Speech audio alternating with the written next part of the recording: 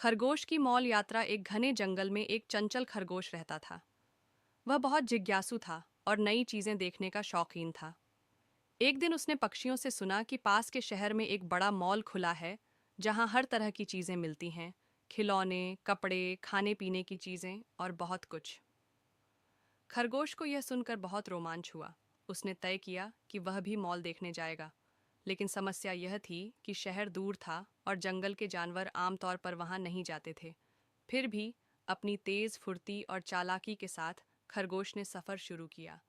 जब वह मॉल पहुंचा तो वहां की चकाचौंध देखकर दंग रह गया। चारों ओर रंग बिरंगी रोशनी, ऊंची ऊंची इमारतें और ढेर सारे लोग। उसने मॉल के अंदर जाने की कोशिश की, लेकिन गार्ड ने उसे रोक दिया। अरे छोटे, जानवरों को मॉल में आने की इजाजत नहीं है, गार्ड ने कहा। खरगोश उदास हो गया, लेकिन वह जल्दी हार मानने वालों में से नहीं था।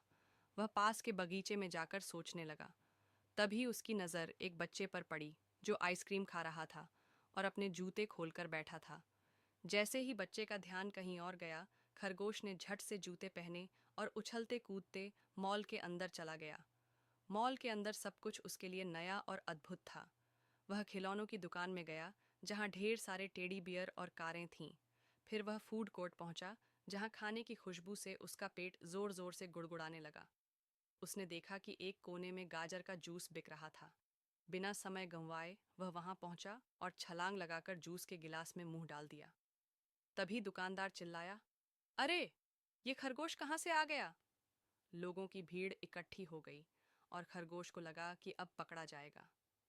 वह तेजी से उछलते हुए सीढ़ियों से नीचे कूदा और फिर किसी तरह दरवाजे से बाहर निकल आया। गार्ड उसे देखकर चौंक गया, लेकिन तब तक वह जंगल की ओर भाग चुका था। घर पहुंचकर खरगोश ने चैन की सांस ली और दोस्तों को अपनी रोमांचक मॉल यात्रा के बारे में बताया। सबने उसकी कहानी सुनकर खूब मजा लिया और खरगोश ने खुद से वादा किया कि अगली बार वह मॉल जाने से पहले कुछ और नई तरकीबें सीखेगा।